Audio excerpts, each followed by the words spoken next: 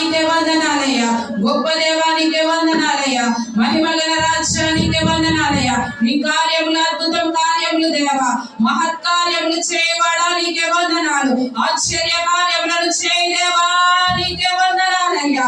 యేసు రాజా నీకే వందనాలు, వందనాలు వందనాలు వందనాలు వందనాలు వందనాలు. మా బాధలను చూచువాడానికి వందనాలు, మా సమస్యలను ఎరిగిన దేవానికి వందనాలు.